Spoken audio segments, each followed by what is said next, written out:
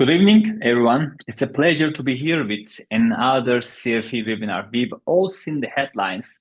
Last year alone, cyber attacks cost the global economy trillion dollars. But for those of us in the trenches, it's not just about the money, it's about survival. Today, we aren't just talking about security, we are talking about resilience. Specifically, we are looking at the intersection of two of our industry's gold standards, ISO 27001 and ISO 22301, and the heavy-hitting newcomer, the Digital Operational Resilience Act, or DORA. I often said if ISO 27001 is the map and ISO 22301 is the emergency exit, and the DORA is the new law of the land. My goal today is to show you how these don't just coexist, they harmonize. We have 50 minutes to peel back the layers of this perspective. We'll look at some hard numbers on why the EU pushed for DORA and walk through real-world scenarios where an ISO-aligned organization was saved or sunk by their resilience strategy. By the way, today I am attending this webinar from one of my clients. This client is producing AI products, and we are now working with them on Gartner AI maturity assessment documentation and ISO 42001. And in the kickoff meeting, I also tell them, you already have 27001, you have ISO 20000 certifications. They already provide some controls for your domain, for your trustworthy AI producing processes. You don't need to start from the scratch. It is the same for DORA. If you already have some maturity level in ISO certifications like ISO 27001 and 22301, you already have some strong maturity level in this domain. Before we get into the technical meat of the presentation, I want to briefly share who is backing in this perspective. At CFE CERT, we don't just talk about standards, we live them. We are an independent auditing body with a global footprint, holding accreditations from some of the world's most rigorous authorities, including UCAS in the UK and TÜRKAG. But why does this matter? Because in the modern business world, our opinion only goes as far as our authority. Sometimes my friends are asking, my colleagues are asking, why should I go with a specific certification standard? Because this kind of standard certification prove your identity to your customers, clients, stakeholders. It increases or it satisfies trust needs in digital world. Being a member of the UK Cybersecurity Council and the Association of British Certification Bodies allows us to see regulatory landscape from the top down. We provide everything from gap analysis to lead auditor training, whether it's the classic 27001 or the cutting edge ISO 42001 for AI management system. Our goal is to ensure that when we certify an organization, they aren't just compliant on paper, they are resilient in practice. And this is me. My name is Gökhan. I am attending this webinar from Istanbul. Now it is almost, I'm checking my phone, it's 5 p.m. and I have spent the better of my career working with GRC world, governance, risk, and compliance. And I am accredited trainer of ISACA system, COBIT, and IA trainer for AI risk management domain. And today I'll provide my understanding about DORA and how it harmonizes, how it is supported by ISO standards. By the way, our session is recorded and you will able to see, let me check this. Hello, my friend. So after these events, you will able to check CFE YouTube account and again watch this webinar. And I have some certification standards, certifications. They all provide me some strong understanding about this GRC domain from different angles. And I'll try to explain this domain from different dynamics, from different angles, and try to provide my understanding. If you have questions, please write your questions on the chat area. To make the most of our 50 minutes together, I have organized our talk into six main parts. First, we will look at why, then we will go to try to understand first cybersecurity, so then we understand why it is important. Then we will try to understand what EU is doing in this regard, what is DORA and its scope, and how ISO certification standards support these requirements, DORA requirements in resilience. And I'll also want to speak little explanation about how can we apply this approach, harmonized approach in our companies. Let's start with a very important question. Why are we talking about resilience now instead of just security? In the past, our goal was to build a big wall, but we use firewalls, passwords, DLP, CM, India, extra different kind of technologies, cybersecurity technology, cyber threat intelligence systems, or trainings, but this is what we call cybersecurity. It's about protection. But today, the world is different. The world is not enough. We have cloud services, remote workers, and very smart hackers. Statistics shows us a hard truth. It is no longer a matter of if you will have an incident, but when. Cyber resilience is a bigger concept. It means we assume a breach will happen.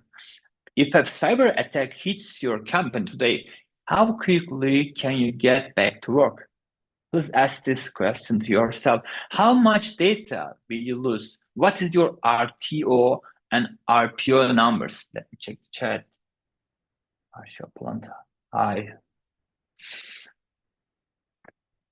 Resilience is the ability of your business to observe the shock and keep moving. Think of it like a professional boxer, Rocky Balboa, a good boxer. He has a great defense, but resilience helped him to win the match because the attendees always, the stakeholders always want to see you can survive. You go on to provide the value they expect even in every bad situation, in any disaster, in a cyber attack.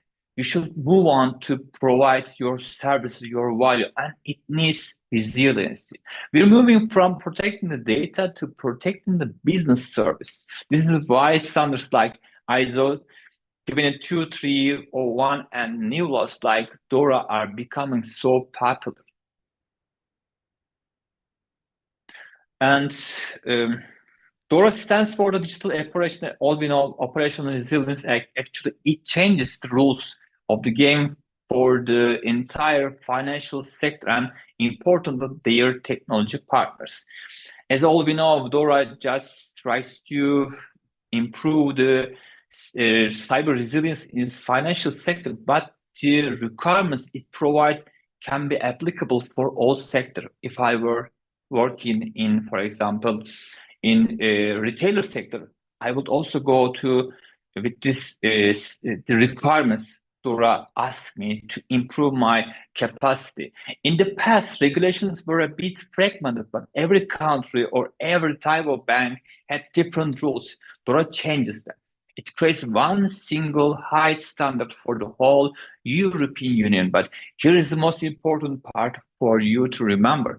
DORA is not just for banks. It also covers ICT third-party service providers, Even today, I mentioned in the beginning of our conversation, I am now in a AI technology creating industry company. Is also creating products and services for European countries, and in the main focus was 42001 standard. But I told them you should also comply with DORA, NIS2, AI EU Act, and Data Governance Act of European Union. We should approach this topic from high level.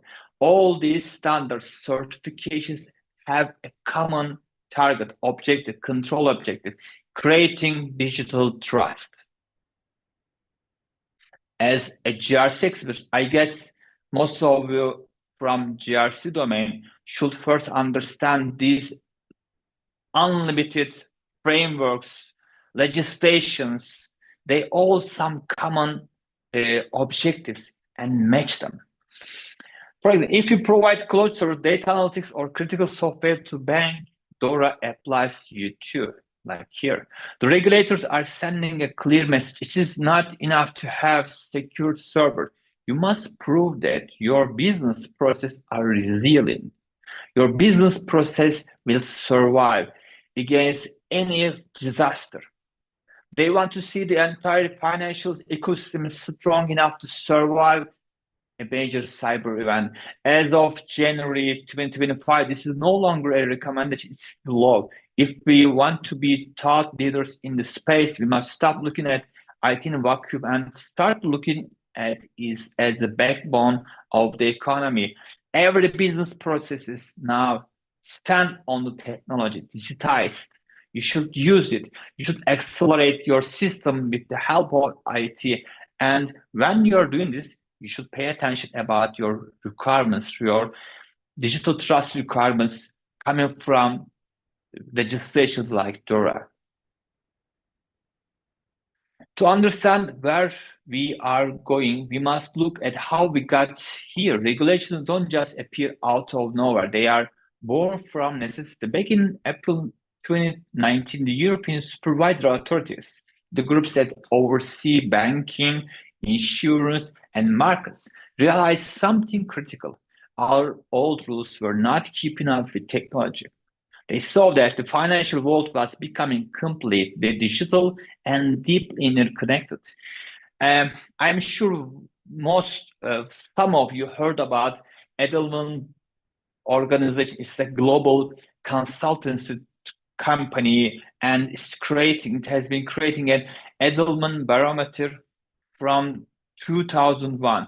It's free. You can also reach out this report and check it. It's extremely important because this report analyzes the trust understanding of the clients. European Union saw digital trust is extremely important, and the clients now want to believe that if I work with a bank and other financial institutions or any technology company, I should trust them, because the trust help us to use their services. In this report, barometer report, Edelman barometer report, it says 63% of the customer may work with your company, may use your services, products because of your reputation. But if they has suspicions about usage of their data, if there's a problem, but they immediately give up to use your service because of losing trust. European Union now focusing on creating digital trust between not just the sellers and clients, among all stakeholders, governmental organizations, auditors, internal stakeholders, outer stakeholders. And DORA is results of this intention. Before DORA, we had what I call a patchwork of rules. Different countries have different expectations, and there were many gaps in the financial sector's rulebook.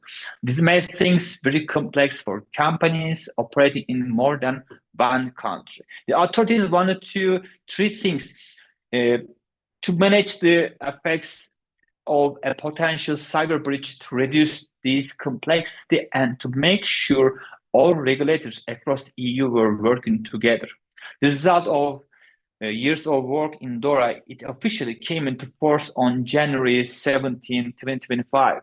This was the moment the best practice transition ended and the mandatory law era began.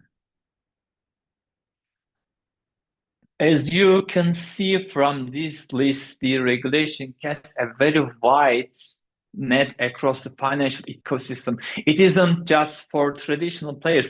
It's designed to ensure the entire digital supply chain is secure. Specifically, DORA applies to traditional banking and payments, including credit institutions, payment institutions, and account information service providers, investment and markets, covering investment firms, trading venues, and various types of fund managers. Emerging tech, this explicitly includes crypto asset service providers and crowdfunding platforms.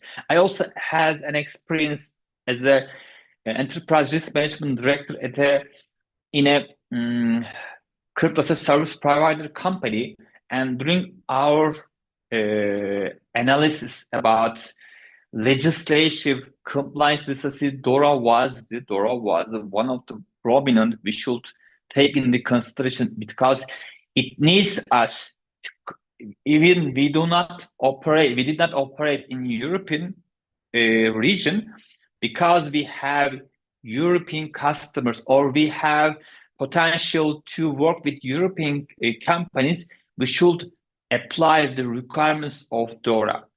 Insurance and data, including insurance providers, credit rating agencies, and data reporting service providers.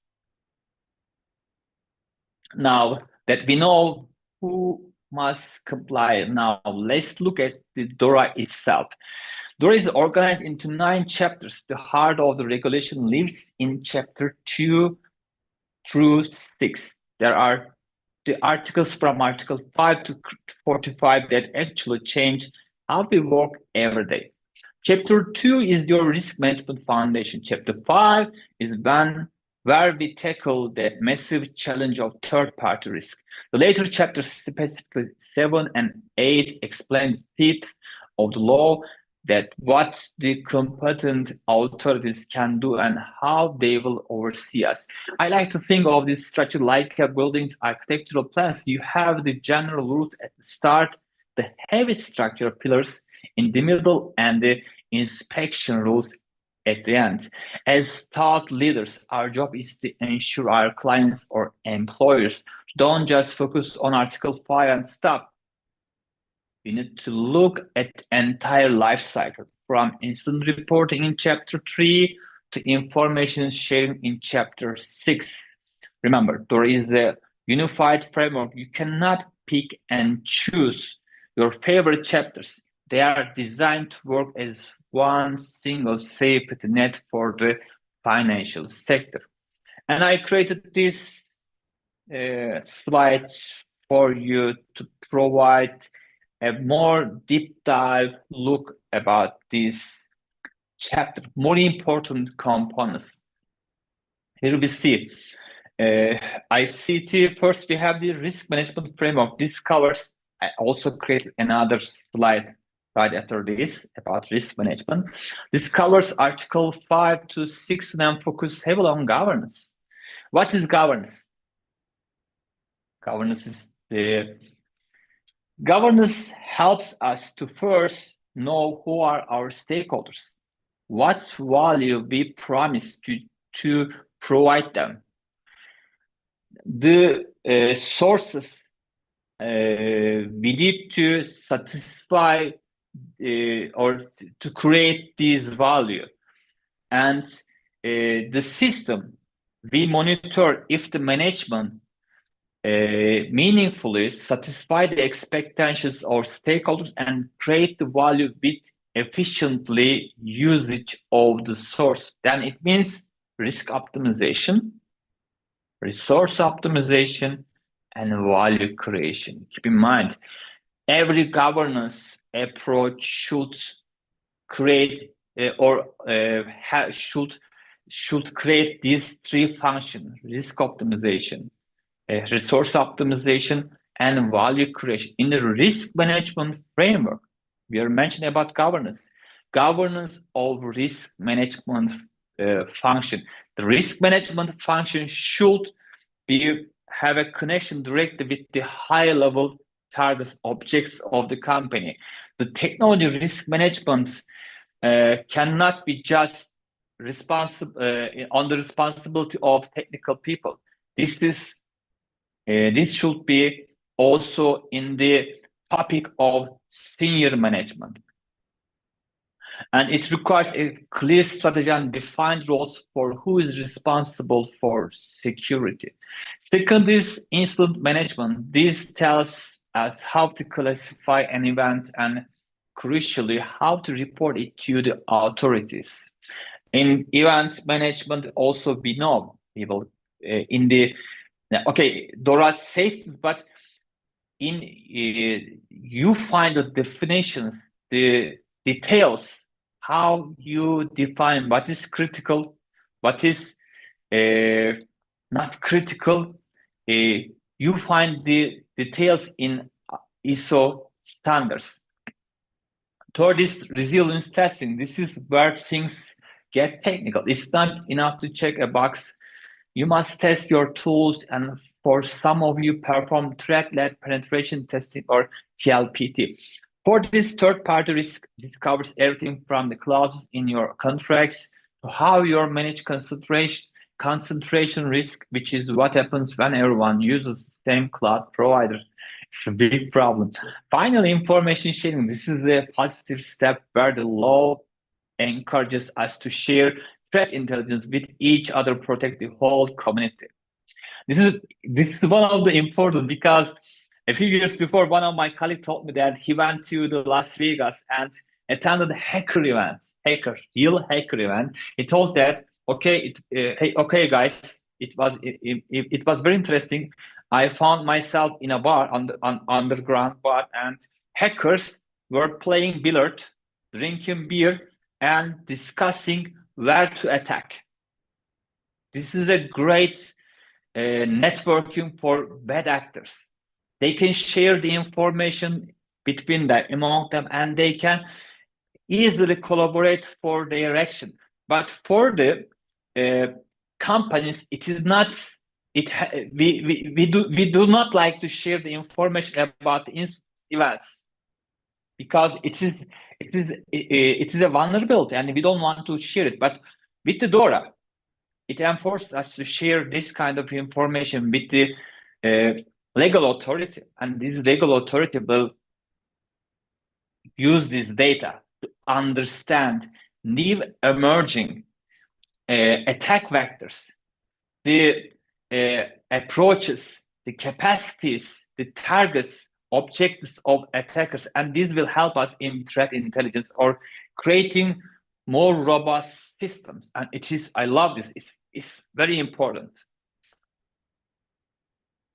And I created this. This is important because the risk management domain is extremely important, and it clearly says or names or mention about 3 lines of defense. As all we know, 3 lines of defense created by IAA, Institute of Internal Auditors, to provide an applicable approach for assurance actors to create more robust, strong companies against risk, all kind of risk. And in DORA, it says you should create approach mechanism to implement these 3 lines of defense. In the first line, we all know the business units.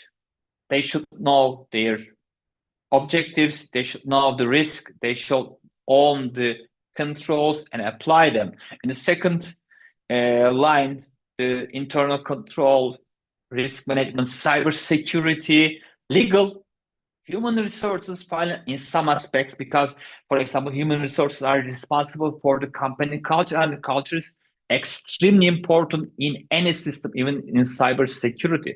And these guys, the second This second level helps first level to increase their awareness and monitor them. In the third line, the auditors, internal and external auditors, stays and monitors all systems on the behalf of senior management. In DORA, it's openly, clearly enforce us to have a strong risk management system approach all over the company.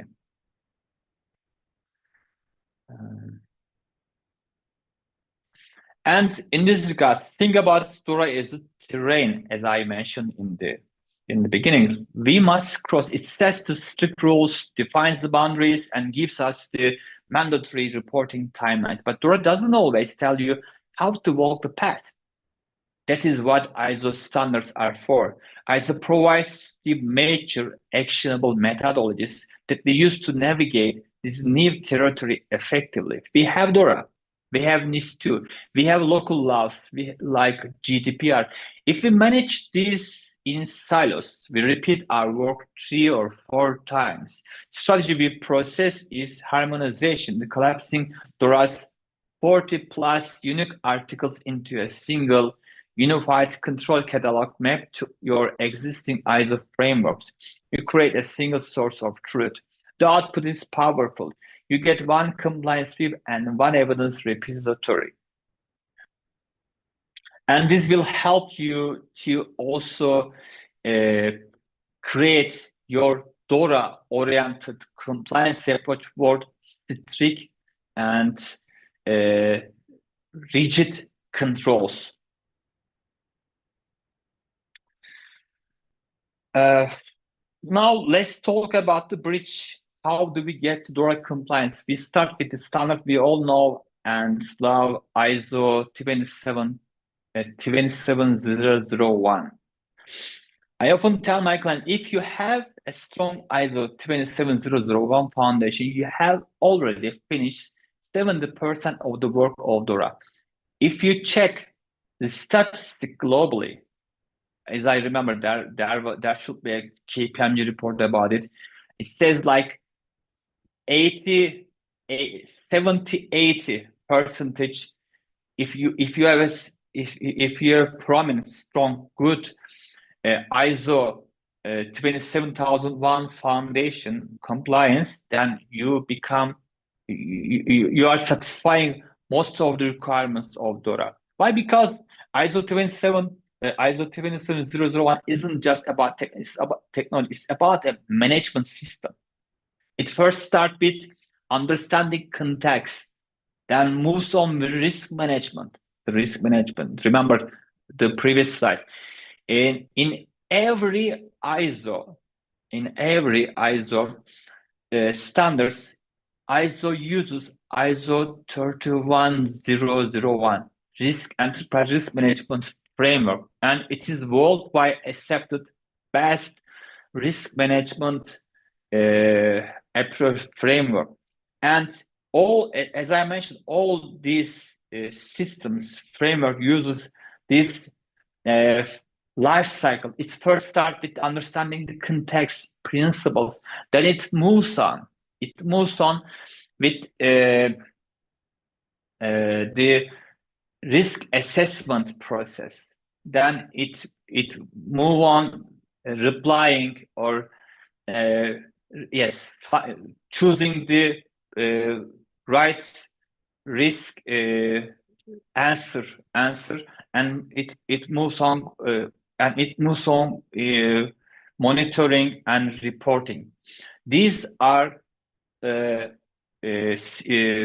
defined in all ISO framework, and ISO we again see this in ISO 27001. It gives you the structure to identify your assets, assess your risk, and choose the right controls. When you look at DORA's Pillar 1, you will see it asks for many things that are already in your ISO Annex A. Things like access control, physical security, and system logging. But more importantly, ISO 27001 creates a culture. It forces the leadership to be involved. Maybe some of you already have some understanding about COVID. In COVID, we have components, and culture is one of them. Any organization should have a culture to be successful. And again, we see this culture item in ISO 27001. And let me check my notes. I move on.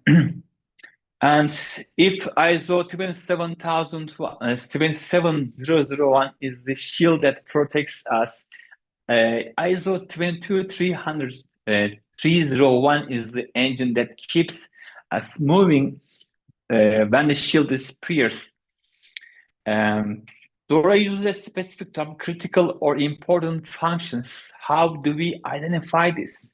We don't guess. We use the business impact assessment defined in ISO 22301.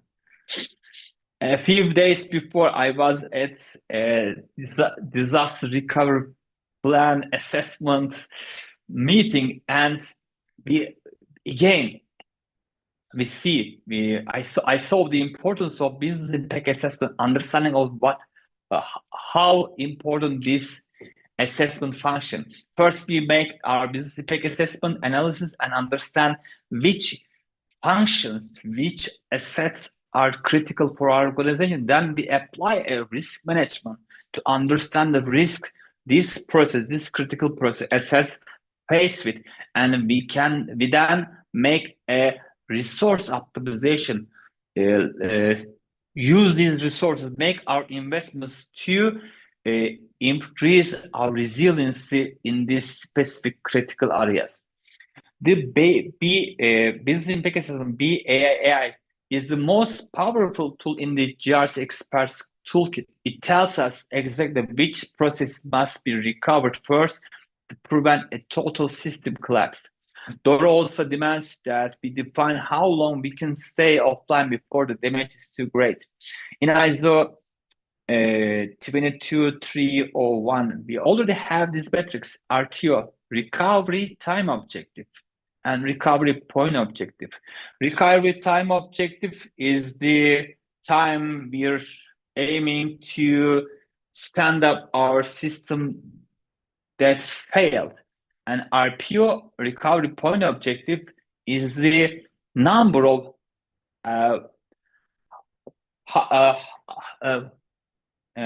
which level I can accept to lose my data.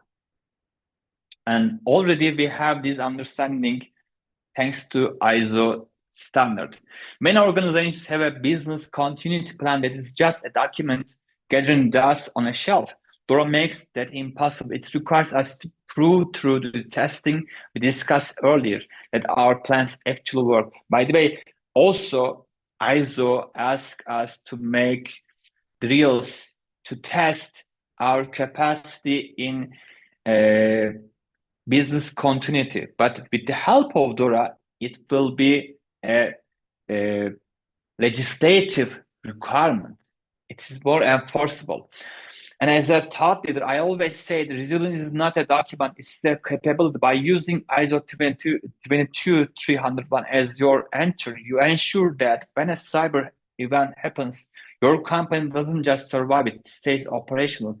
It already has some understanding, it already have processes to, it already have capacity, awareness, understanding, culture to survive in this kind of problems. And I created this slide to support what I am explaining here. And I want to share this document. If you look at this table, you will see what I call the triad of digital operational resilience. Many people ask me, if we have ISO, why do we need DORA? Or if you comply with DORA, do we still need ISO? The answer lies in this different philosophy. First, look at ISO 27001. Its heart is prevention. It's designed to protect the CIA threat. confidentiality, integrity, and availability. This is the map for building your security baseline. Next, look at ISO 22301. Its focus is continued. It provides a strategy to keep your critical business activities running no matter what caused the disruption. It's our answer for operational survival. Then we have DORA. This is the game changer. And all these frameworks together, if you use together, they will increase your capacity and it will provide a good start for persuading our senior management make more invest more money for our cyber resilience. Otherwise, for example, you cannot do it just to comply with ISO standard because it is voluntary, but with the help of DORA requirements and DORA legislative authority, now senior management should be careful if they want to operate in financial ecosystem. So we have these certification frameworks that shows us which controls and how can apply them, and we have DORA, which specify or define the digital trust control environment and enforces. If you align these three, you aren't just checking a box for an auditor. You are building strategic digital trust. You are telling your customers and market that your business is just secure. It is unstoppable. By the way, today, one of developer manager asked me, why should I apply ISO certifications? Because they are creating a lot of unnecessary burden for our businesses, because we want to create new services, we want to develop stuff. I told them, if you want to compete, especially in the EU market, you should show your clients we have these standard certifications and we are comply the requirements. This is not just being just having a strong control environment. It's also about understanding the trust of the client. If you have this ISO certification and if you comply with DORA, then the trust issue becomes a competitive advantage for your company. Now that we understand the philosophy, and let's get down the blueprints. This is a part of the talk where I move from theory to actual mapping, and I also created this for you. You don't want to build three different systems. If you look at this table, you can see exactly how to use what you already have. First, ISO risk management, DORA asks for governance and risk identification. If you follow ISO 27001 clauses 4, 6, and 8, you are already identifying your context, setting your objectives, and managing your operational risk. You have the governance framework DORA demands. Second, incident reporting. This is a major DORA pillar. Look at your ISO 27001 Annex A524. It gives you the security incident management controls. Pair that with ISO 22301's requirements for response and communication, and you have the technical engine to meet DORA's strict 4-hour notification rules. And third, operational resilience testing. DORA wants live testing, your ISO 22301 exercise programs are the perfect way to orchestrate this. It's about moving from a simple vulnerable scan to a full scenario-based exercise.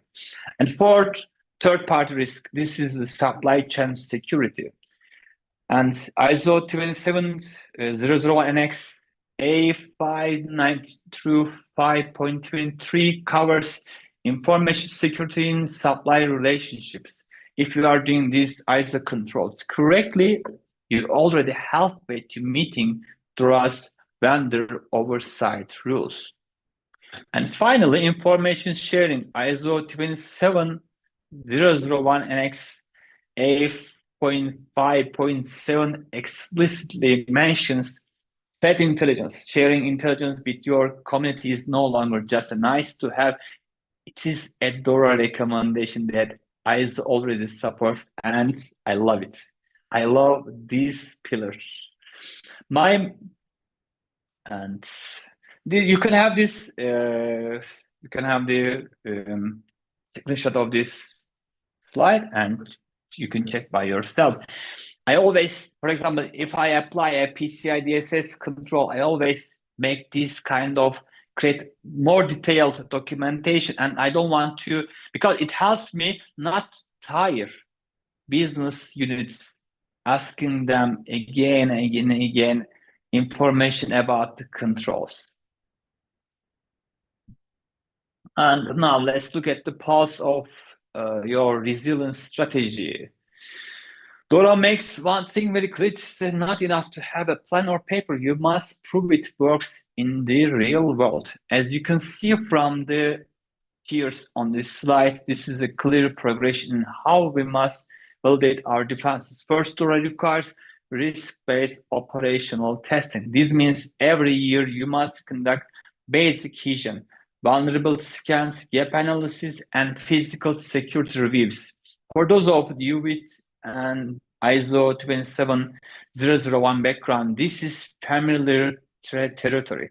It aligns with your technical vulnerability management controls, pen testing, blue testing, red testing, purple testing. But for critical functions, we introduce a much more rigorous standard threat-led testing. I guess it is red team testing, or TLPT. This is required at least every 3 years, and it must be performed on your live production system. This is where the assume breach philosophy we discussed earlier becomes reality. Here is the ISO translation. To orchestrate these complex tests, you should use the ISO 22301 exercise and frameworks. These standards provide the actionable methodology needed to ensure your incident response and disaster recovery plans are truly validated under realistic conditions. And third-party inclusion. DORA mandates that your critical ICT third-party service providers must be included in the scope of these advanced tests. You are only as resilient as your most critical vendor. I often say a plan that hasn't been tested is just a wish, and every plan should be tested again and again, because there is a constant change in technology, human resource understanding, economics, political environment, and they are also change the risks, and they also change how we react to these risks. And this is a basic level approach to apply this system. The first requirement is the register of information. This is a massive administrative task. You must maintain a detailed register of every ICT provider you use, tracking over 50 specific data points for each. It's not just a list of names, it's a detailed map of your dependencies. But DORA goes deeper. Literally, under the new regulatory technical standard, we are now responsible for the subcontracting chain. It's not longer enough to know your primary cloud provider. You must have visibility into the end parties, the subcontractors your vendors use. If a subcontractor 3 levels down fails and it affects your critical function, you are the one accountable. This is why exit strategies are now mandatory. DORA requires documented and fully tested plans for how you will move your data or service if a provider fails. You must prove that your data is recoverable and your business can stay operational during a transition. Finally, for the first time, we see direct oversight. European supervisory authorities will now designate and audit critical third-party providers directly. This is a strategic move to manage concentration risk. preventing a situation where one tech failure brings down the entire financial system. As professionals, GRC professionals, our job is to move from simple contract management to supply chain resilience. We need to ensure that our vendors are not just compliant, but are as resilient as we are. But here we should be careful because auditing and checking our suppliers may create different kind of risks.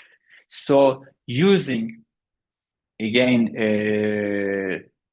third party or prominent standards like SOC 2 will make it much prominent.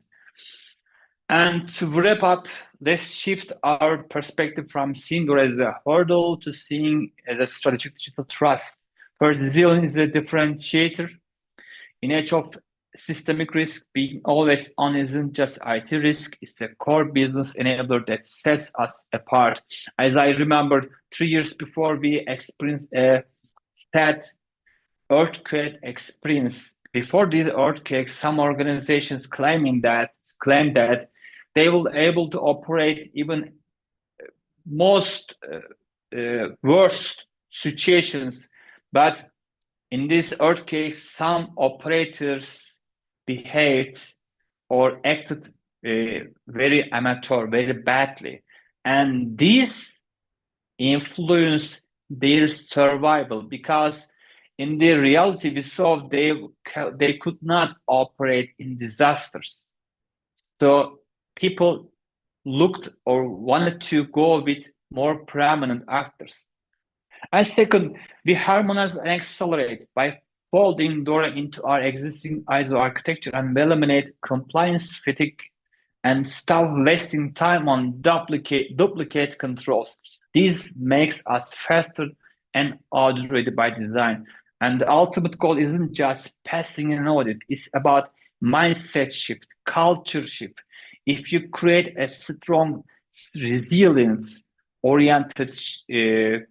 resilience-oriented culture, then you guarantee your continuity for your stakeholders, for your customers, and the entire financial ecosystem. And this is my presentation. Thank you for listening. If you have questions, I will try to reply them. Yes, I have a question from Rafael. Okay, how does ISO 420 specifically help our organization meet the mandatory compliance requirements of the? It's a good question, and I again received this question today in the meeting. He says compliance requirements of the EU AI Act, particularly regarding risk management for high-risk AI systems. I love this question. Thank you, Rafael. I don't know if you check ISO 42001, but it is general ISO style standard. But with the help of Annex A, it helps us to understand the controls we need. Again, it starts with context understanding, and it goes with risk management, resource optimization, senior management support, audit. With the help of ISO 42001, you are creating an AI management governance system. AI governance system. It means if you can apply this framework all your systems, you will able to understand that you are using your sources efficiently to create value in the border of trustworthiness, security, and the risk management. These frameworks helps you to govern this huge system. This is because you don't just create, you don't not just buy an AI system or develop AI system. You are living with it. and it is not one time shot. You should have a management governance system to monitor, to understand, to test against some metrics, and you should be sure you comply with these requirements in T1, T2, T3, T4. So EU AI Act also asks you to create this kind of system. ISO provides how you can do it. Rafael. It's a very good question. Thank you, Puneet and Vashil. And Rafael and other people, fellow, please add me in LinkedIn. We can go on checking these discussions on LinkedIn or other platform, because I see my friend Puneet. Puneet is also a prominent actor. I know he is also a training company. He's a strong actor in AI risk management and data protection. Puneet, CF has training course of DORA in Turkey. We're providing in Turkish, but CF has, CF has England operation team, and they are providing some training about DORA. You can check CFE Academy website.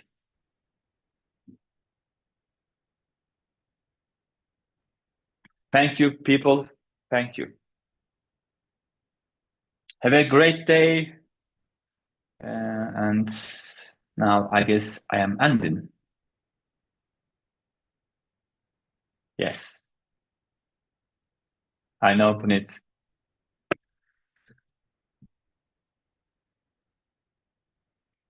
Maybe CFE also can cooperate with Growth Skills Store. Okay, guys, I guess I am stopping now.